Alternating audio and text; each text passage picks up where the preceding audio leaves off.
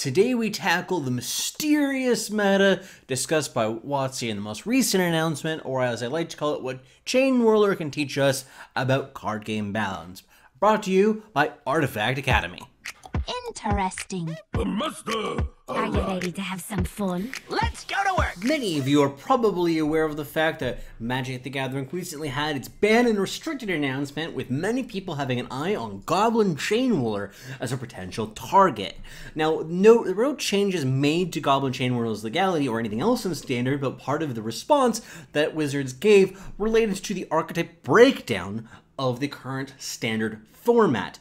This prompted a lot of people to kind of say what's going on here, including some fairly high-level Magic personalities, noting things such as the relatively low win rates of a lot of red decks, which had been performing well in tournaments, as well as the good performance of green decks that had been widely considered to be suppressed by the red decks.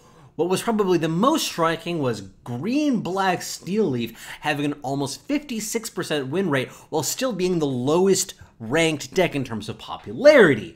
In this video, I'm going to tackle how this happens and what can we make of these numbers. What does it all mean? I'm going to break this down in a way that is accessible to people who are coming from Hearthstone or Eternal. You don't need to know very much about Magic itself to understand the contents that are going on here. I'm also going to be pivoting to talk a little bit about Artifact as well, as this is an upcoming game, and I'll be sort of expanding to talk about card games more generally later on in the video if you're not a Magic player yourself. So I just want to make a few things clear. I have no stake in this one way or another. I have no beef with Wizards of the Coast, and I have no stance one way or another on whether Chain Whirler should be banned. I used to play Magic actively in the past, but I haven't for the past couple of years. I am just an observer in all of this. I'm interested to see how it goes, and I find this topic fascinating, so that's why I'm doing this analysis. I don't have any objectives here beyond that. In order to tackle this question, let's talk a little bit about John Nash. He, of course, was made the most famous through the movie A Beautiful Mind, but really it was because of his work in the field of economics and mathematics, creating the idea of game theory. I know a lot of people's eyes glaze over when somebody mentions game theory, but the principal idea in it that's important here is that players, quote-unquote, of a game, it's actually literal players in this case, respond to incentives and will change their behavior depending on what the incentives of the system are. So let's talk about a hypothetical metagame. We have 5 decks, a white, blue, black, red, and green deck, just for simplicity's sake. The white deck has good matchups against blue and black, 60% win rate against each, and a bad matchup against red and green, 40% win rate against each. This leaves white with a 50% win rate across the board. This is true of all of the other decks with, of course, the specific matchups shifted around a little bit, but you get the idea.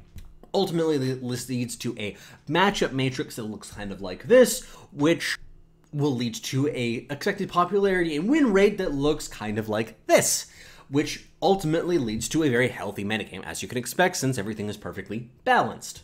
Now let's shift things a little bit. Let's say that the white deck has a 65% win rate against blue and black and a 45% win rate against green and red. This, of course, shifts things, so white will now have 55% win rate against the field as a whole.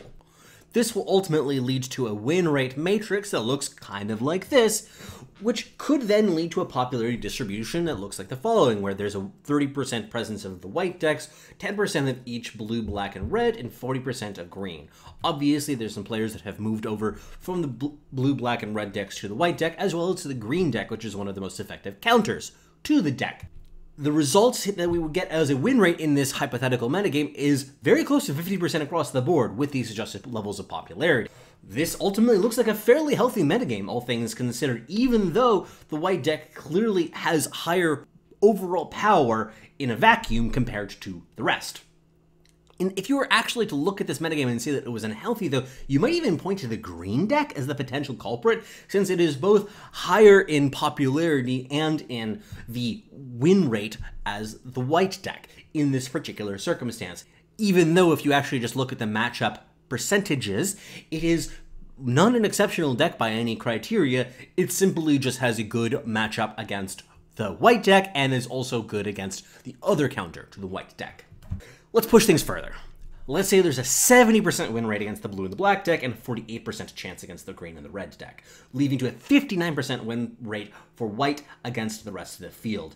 This would lead to a matchup matrix that looks kind of like this, could lead to some popularities that end up being in this sort of range, with 40% white, 5% for blue, black, and red, and 45% of the popularity going to green. The win rates would end up looking kind of like this, between 42 and 46% across the board, which is not great, but it's still in the range of healthy.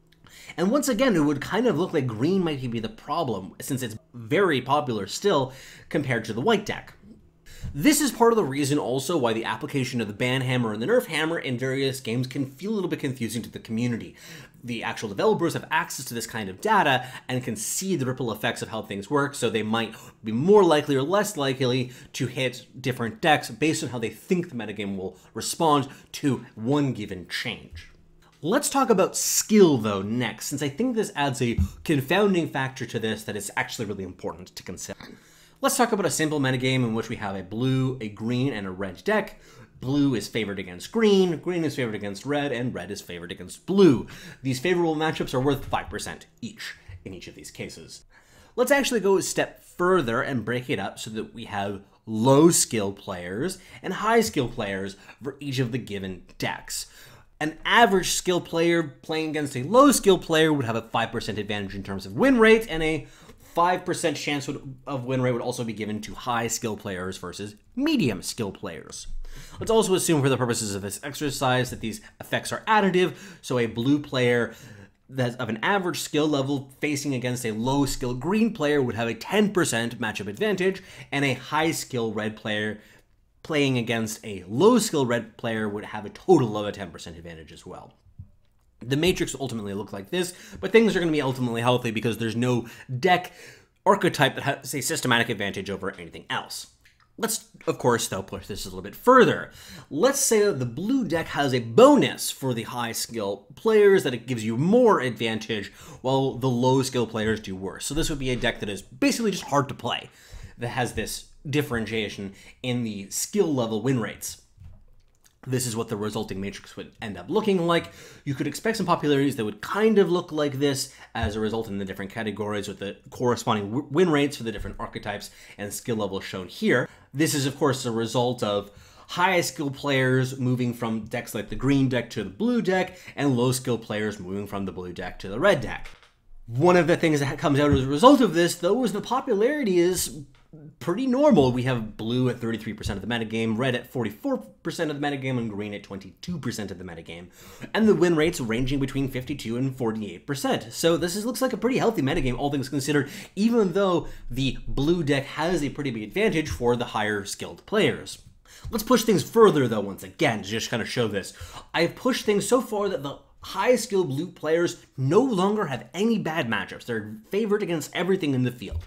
As you can expect, the metagame has shifted up a good deal, where almost all of the high skill players have moved over to the blue deck, and some other changes in other places.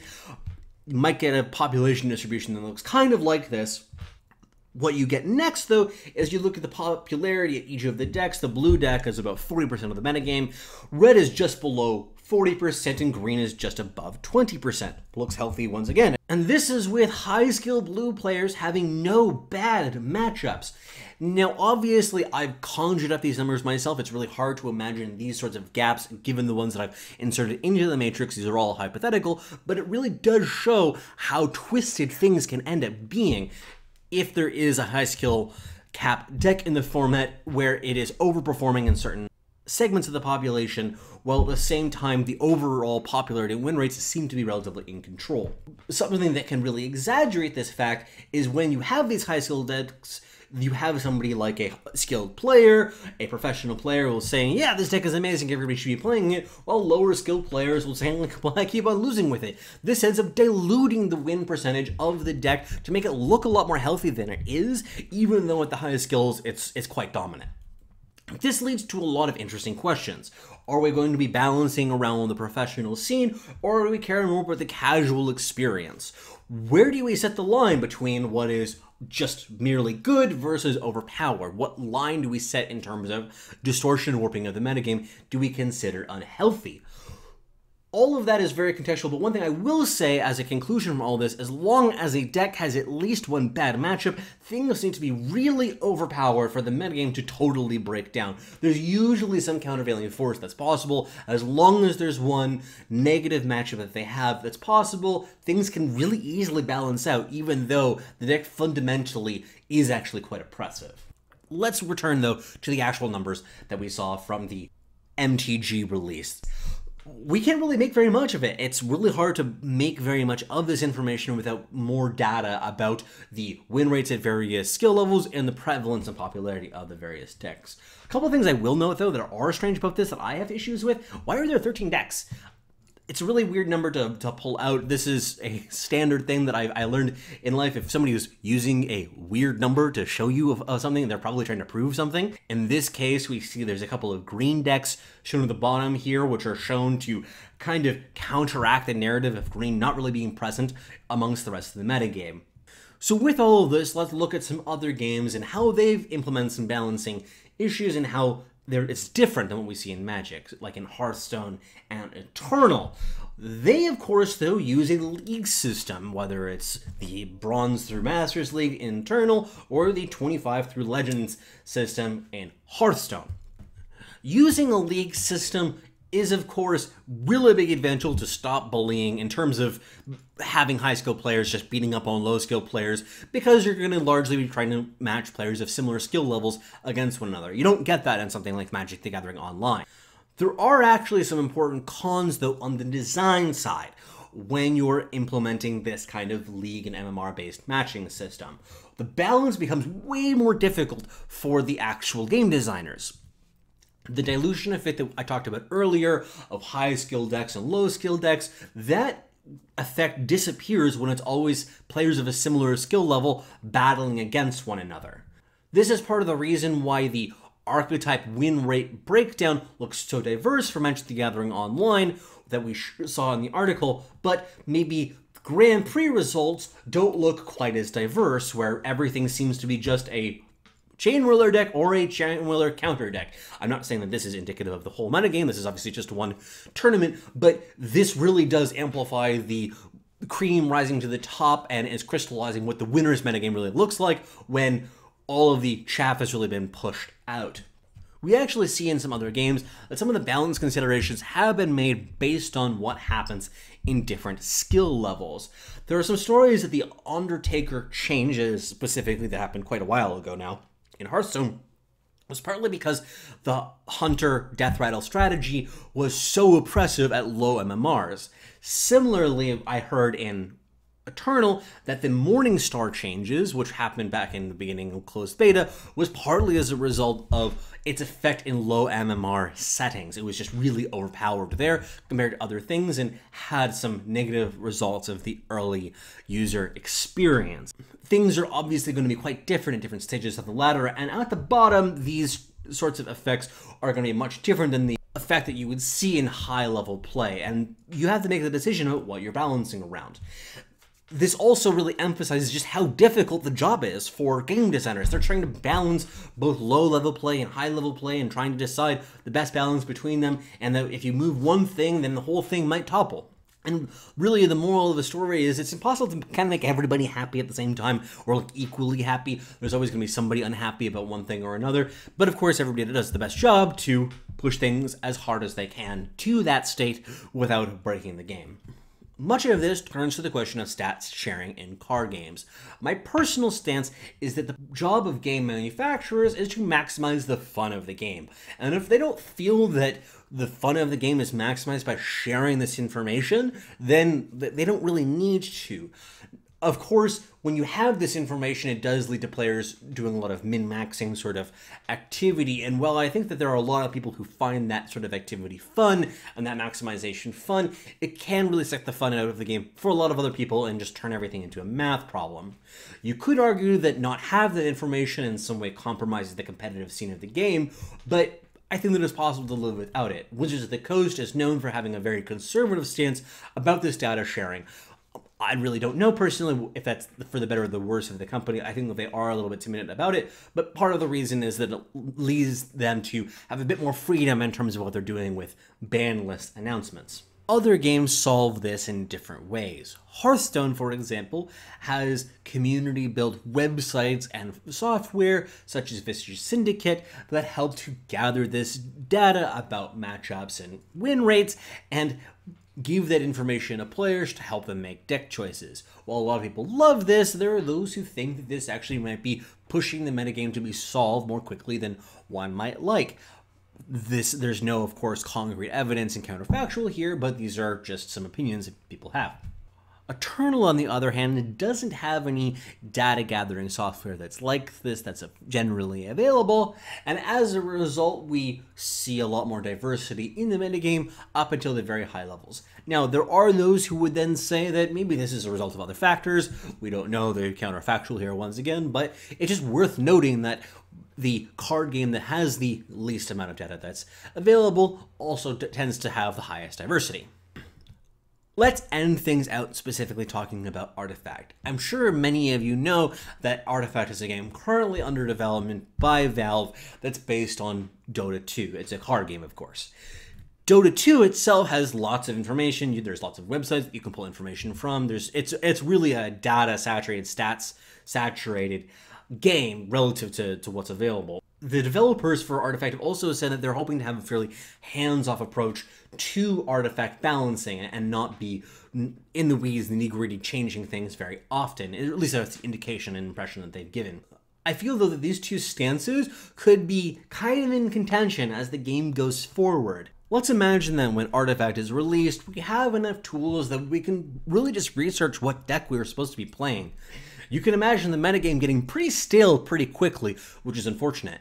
Alternatively, you can imagine the metagame just kind of breaks, and people are quickly able to identify what deck is best, and things really warp as a result of that. Of course, it's possible that we get a metagame where things just evolve rapidly, or there's just constant iterations and seeing what's happening next. Of course, we don't know what this will end up showing up, and I'm excited to see how it will end up turning out, but this is, I think, a challenge that Valve is going to have to end up facing, sooner rather than later. Thank you so much for hanging out for this video. This, of course, is brought to you by Artifact Academy. You can subscribe, like, and share to support the channel, comment, Twitter me, or Reddit in order to share your thoughts about the video, which I try to respond to as best I can. There's a lot of links below that you can check out. Thank you once again. It means a lot to me. Take care.